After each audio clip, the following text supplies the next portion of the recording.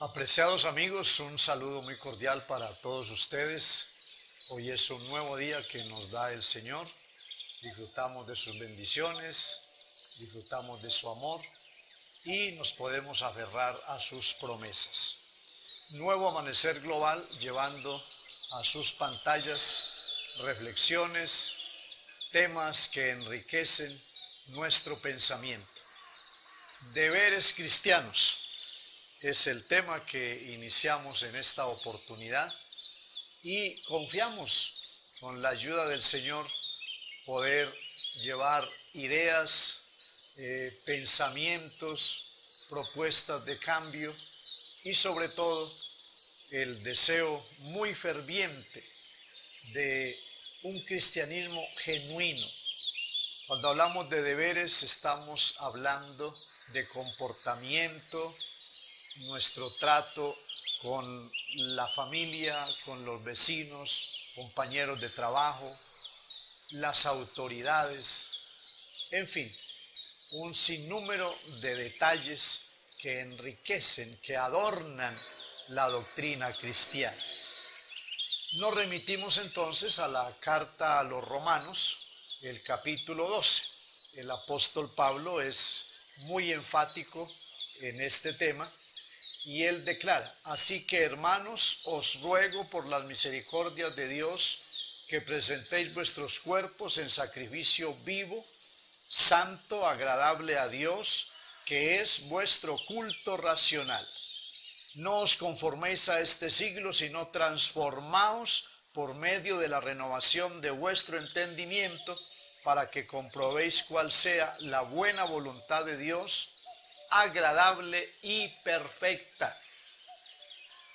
Es una manera magistral de introducir el tema en la carta a los Romanos, el capítulo 12. Bien sabemos que Romanos es una carta maravillosa, donde se habla de la culpabilidad del hombre, la justicia de Dios, se habla de esa restauración que puede darse al pueblo de Israel, cómo será ese maravilloso evento de la conversión de esta gran nación.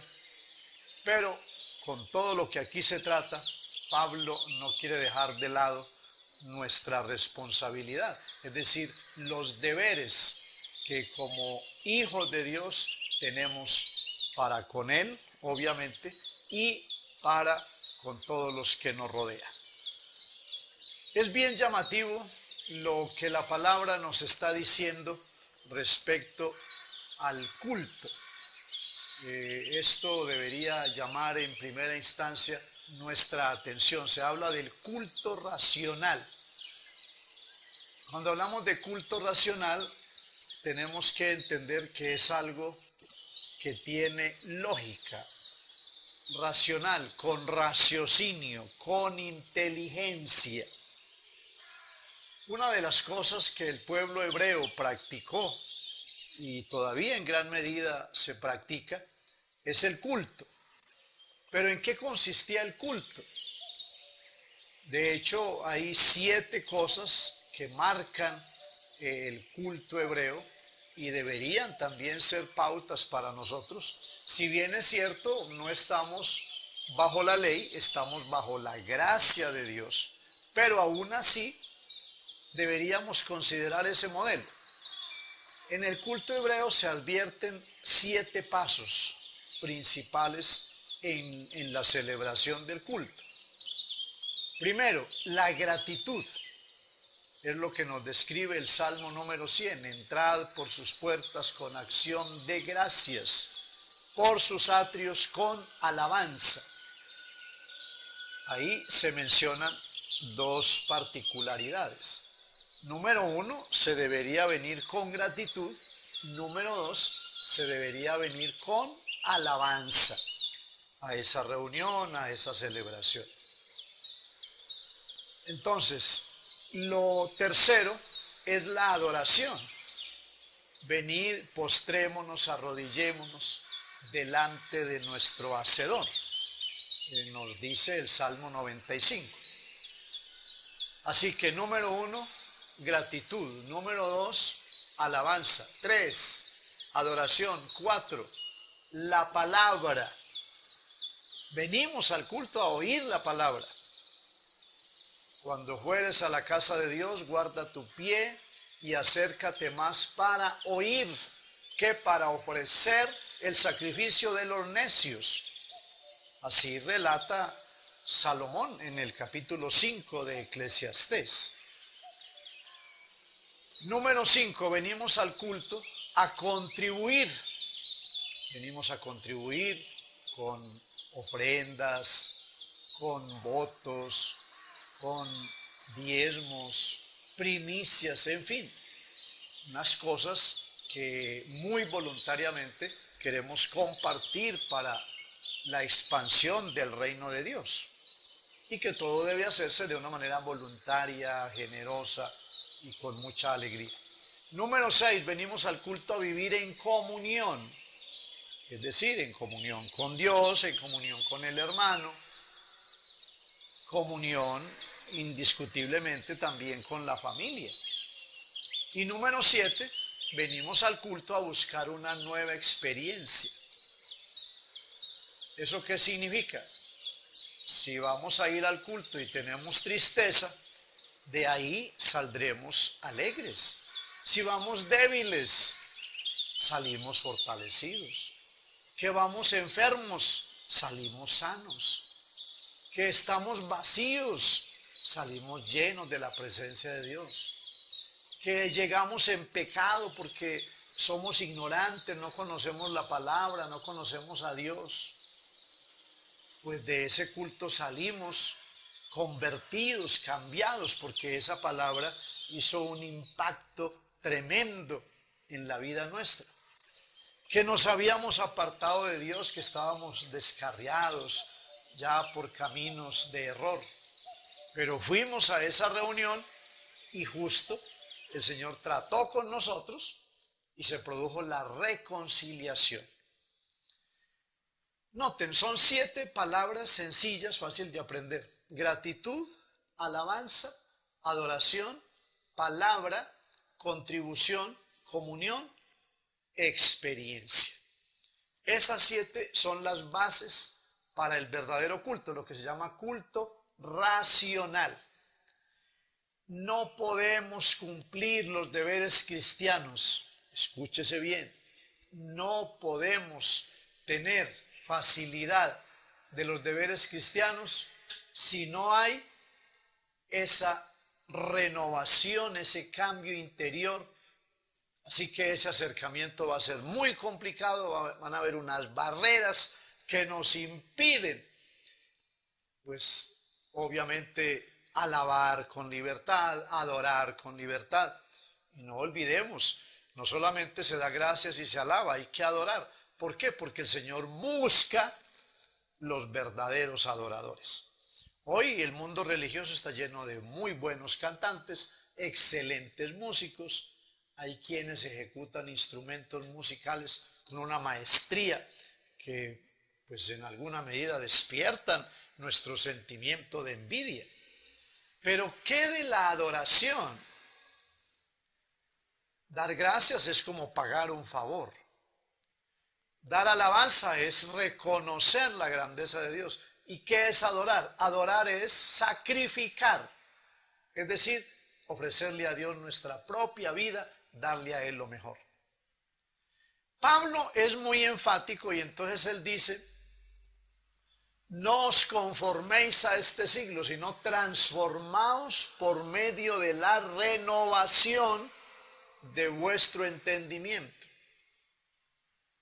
Aquí tenemos que pensar en la parte interior, en nuestro cerebro, cómo está funcionando.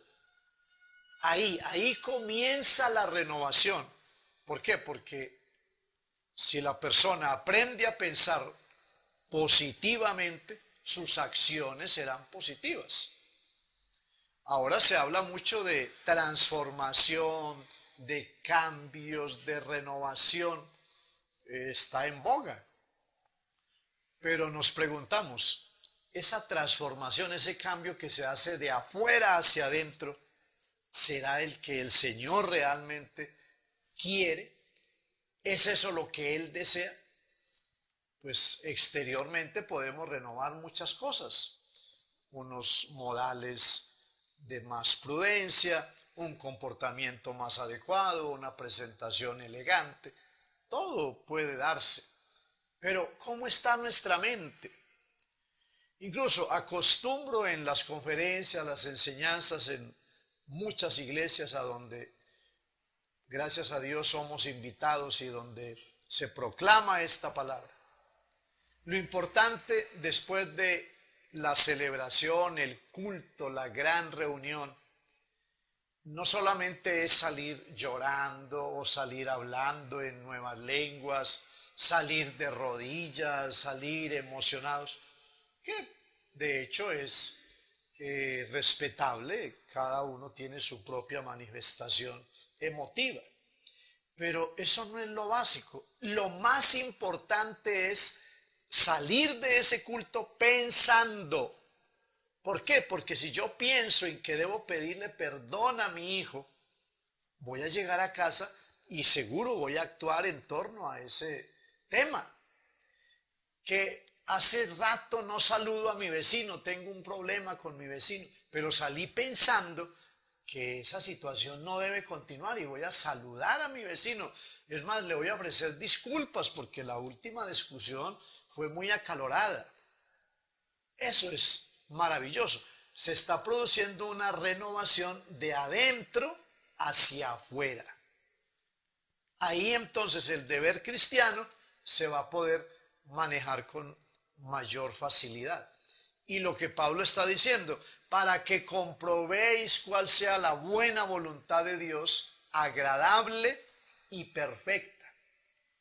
¿Cómo vamos a conocer la voluntad de Dios si todavía no nos hemos renovado, si aún no nos acercamos a Él a través de los pasos que estamos mencionando, gratitud, alabanza, adoración? Hay algo que dice Salomón, es bien importante, para hacernos entender lo que es ese arsenal, esa riqueza que podemos guardar en nuestro interior. Es el capítulo 24 de Proverbios. Allí declara: no tengas envidia de los hombres malos, ni desees estar con ellos, porque su corazón piensa en robar. Y luego dice: con sabiduría se edifica la casa y con prudencia se afirmará. Con ciencia se afirmará y serán llenas las cámaras de todo bien preciado y agradable. Esto significa que hay unas cámaras que deben estar llenas, debe haber riqueza, alimento suficiente. Pues naturalmente se refiere a esa cantidad de palabra que ha de acumularse en nuestro pensamiento, y ya sabemos la gran sentencia, la gran declaración del maestro: de la abundancia del corazón habla la boca. Pero por si fuera poco, vamos a Colosenses el capítulo 3 y el verso 16. La palabra de Cristo more en abundancia en vuestros corazones. ¿Para qué? Para que esa palabra sirva de enseñanza, de exhortación, y podamos actuar con sabiduría. Y todavía añade: cantando con gracia en vuestros corazones al Señor con salmos, con himnos y cánticos espirituales. Pueblo de Dios, hoy estamos siendo protagonistas de una proliferación por demás alarmante de falsa religiosidad. Estamos mirando cómo a nuestro alrededor surgen y surgen movimientos y cada uno afirma estar en lo cierto. Y cada vez se abre una nueva iglesia, hay una nueva comunidad cristiana, que en el barrio, que en la vereda, que en el pueblo pequeño o la ciudad mayor. Pero preguntémonos, allí en esa comunidad, al interior de esa comunidad, los miembros de ese grupo cumplen los deberes cristianos, o todo es una apariencia, es una sola fachada. Pues venimos precisamente de un mundo religioso superficial. La inmensa mayoría venimos de grupos que supuestamente alaban a Dios, los que venimos de la religión tradicional, el romanismo, la idolatría. Desde niños hemos invocado a Dios y conocimos muchas cosas que la religión nos enseñó. Pero en el sentido práctico estábamos huecos, estábamos vacíos.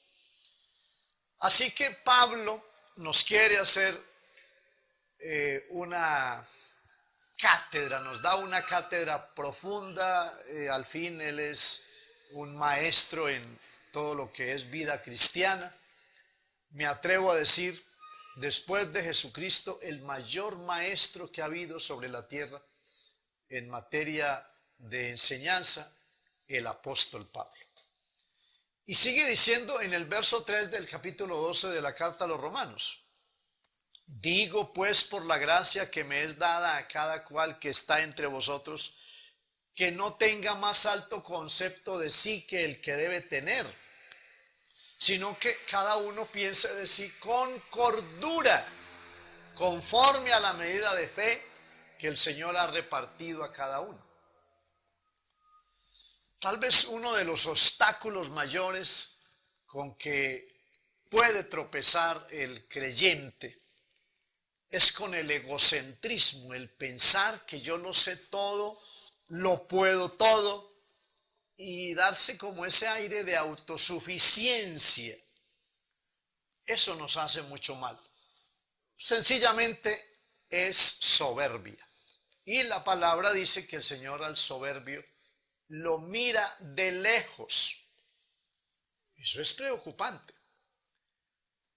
Tomemos la nota del apóstol Pedro, la primera carta del capítulo 5 y el verso 5. Él declara: igualmente, jóvenes, estad sujetos a los ancianos y todos sumisos unos a otros y revestidos de humildad. Dios resiste a los soberbios y da gracia a los humildes. A partir del momento en que dejemos a un lado esa apariencia, que desechemos ese delirio de grandeza, que pensemos que somos autosuficientes, si logramos hacer a un lado esa vanagloria, automáticamente comenzaremos a conocer, a discernir, descifrar con toda facilidad cuál es la voluntad de Dios, que como ya dice Pablo, es agradable, es perfecta. Así que entonces nos preparamos para ir en la carrera cristiana de la mejor manera posible. No hay duda que hemos avanzado un buen trecho, que el Señor nos ha bendecido, tenemos ya algún conocimiento. Hay quienes tenemos muchos años transitando por el camino, por la senda que el Señor nos ha trazado. Pero eso no significa que no haya cosas que debamos corregir. Pero precisamente la propuesta de este tema apunta hacia eso, a que tengamos una renovación, que tengamos un comportamiento diferente, es decir, que marquemos la diferencia y que nos ubiquemos en el cuerpo de Cristo, donde Él verdaderamente quiere que estemos. Los versículos 4 y 5 de Romanos 12 nos dicen así: porque de la manera que en un cuerpo tenemos muchos miembros, pero no todos los miembros tienen la misma función, así nosotros, siendo muchos, somos un cuerpo en Cristo y todos miembros los unos de los otros. Vamos a ubicarnos entonces en lo que corresponde al cuerpo de Cristo. Sabemos que el cuerpo de Cristo es su iglesia. Hemos tenido de pronto esas ideas equivocadas. Si asociamos iglesia con un edificio, con unos ladrillos, con un templo, bueno, pudiéramos decir que esos son auditorios, son lugares de reunión, pero el cuerpo de Cristo, somos usted y yo, hombres y mujeres de diferentes nacionalidades, diferentes idiomas. Ahí está incluida toda raza, toda tribu, toda lengua, toda nación, que hemos sido redimidos por la sangre de Cristo, hemos sido comprados a precio de su propia vida y hoy somos miembros de ese cuerpo místico que es la iglesia. ¿Qué funciones debemos cumplir allí? ¿Para qué nos trajo el Señor? ¿Qué camino debemos transitar? El capítulo 12 de la primera carta a los Corintios es tal vez uno de los más generosos en la información respecto a lo que es la función del cuerpo, y toma la analogía del cuerpo humano, obviamente, para luego aplicarlo al cuerpo de Cristo. El verso 15, por ejemplo, de 1 Corintios 12, si dijera el pie, porque no soy mano, no soy del cuerpo, por eso no será del cuerpo. Pablo nos va introduciendo en la idea del cuerpo y hacer diferencia entre un miembro y otro. ¿Qué tanta importancia tienen nuestras manos? Pues las palabras quedan cortas para describirlo. Pero ¿qué tan importante es el pie? Tanto el uno como el otro tiene un gran valor. Y uno de ellos no puede decir, no, es que no necesito al otro. La mano no puede despreciar al pie, el pie no puede despreciar la mano. Es más, deben trabajar en armonía. Hay cosas que el pie no puede hacer, la mano lo puede hacer, o viceversa. Esa misma situación es la que se va a dar en el cuerpo de Cristo, que es la iglesia. Y precisamente introduce esto del cuerpo, ¿por qué? Porque los deberes cristianos apuntan especialmente es al trato con el hermano, que en esto ha habido una gran equivocación. Algunos piensan que un deber cristiano es solamente cantar, solamente aplaudir, que un deber cristiano es leer la Biblia y encerrarse en su propia casa, estar ausente de todo el mundo, ni siquiera saludar a los que están cerca en su trabajo, en su colegio. Pues esas son partes de la vida cristiana, pero ¿y de qué aprovecharía todo eso si no tenemos esa relación profunda, si no hay una identidad con el hermano, ya sea el anciano, sea el joven, sea la dama, sea el niño? Todo esto debe llevarnos a una tremenda reflexión y creo que a buena hora el Señor nos permite transmitir esta serie que va a ser de una tremenda edificación para el pueblo de Dios. Volviendo sobre 1 Corintios 12, el verso 16 declara, y si dijere la oreja, porque no soy ojo, no soy del cuerpo, por eso no será del cuerpo. Aquí se toma entonces otras partes del cuerpo. Hablamos ahora de la mano, el pie, aquí aparece la oreja, aparece el ojo, pero todos igualmente importantísimos. ¿Por qué? Porque el Señor todo lo ha distribuido a la perfección. Él no ha dejado nada al azar. El cuerpo humano funciona perfectamente, cada cosa en su lugar. Hay unos miembros que son externos, son visibles, pero hay unos órganos que son internos, que no podemos verlos, a no ser con la ayuda ahora de la tecnología que nos permite mirar el interior de los cuerpos a través de las radiografías y demás. Pero tenemos una cantidad de funciones externas y otras miles de funciones internas, pero todo en armonía, una cosa con la otra. ¿Qué debe ocurrir en la iglesia de Cristo? Exactamente lo mismo.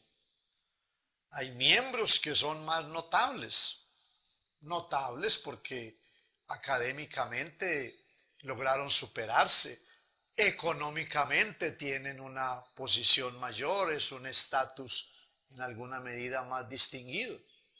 Pero entonces el que no tuvo la posibilidad académica, el que no tiene la holgura económica, vamos a hacerlo a un lado, ya él no tiene el mismo valor. Por favor, esto significaría que estamos haciendo acepción de personas. No, todos tenemos un gran valor, todos somos importantes a los ojos de Dios. Por todos y por cada uno Él derramó su sangre, nos ha hecho sus hijos, nos ha traído a su redil y obviamente nos ha llenado de bendiciones. Para ir sintetizando ideas, hoy entonces estamos dando la partida a esta serie de reflexiones sobre deberes cristianos. Confiamos en que cada uno va a querer toda la colección. Es fácil de adquirir. Ahí aparecen nuestros teléfonos en pantalla, nuestra dirección electrónica, y usted va a ir coleccionando todo este material maravilloso que le va a enriquecer, que va a ser también de ayuda para compartir en reuniones familiares, en rediles, aún en su empresa. Tiene usted un poco de compañeros, entonces allí lleva esta palabra. Algunos, por razones de tiempo, de espacio, de distancias, no pueden asistir a las reuniones en la congregación. Sencillo, tomamos este material, es un material didáctico de fácil uso, fácil interpretación, y allí vamos a ser enriquecidos maravillosamente. Cerramos hoy entonces con el verso 17 de 1 Corintios 12. Si todo el cuerpo fuese ojo, ¿dónde estaría el oído? Si todo fuese oído, ¿dónde estaría el olfato? Mire, aquí entramos ya con los sentidos, porque hay órganos y hay sentidos. Entonces, nuestros ojos, nuestros oídos, todo una función especial, el olfato, esa capacidad preciosa que el Señor nos ha dado, pero se toma como una analogía para luego aplicarlo a la vida cristiana.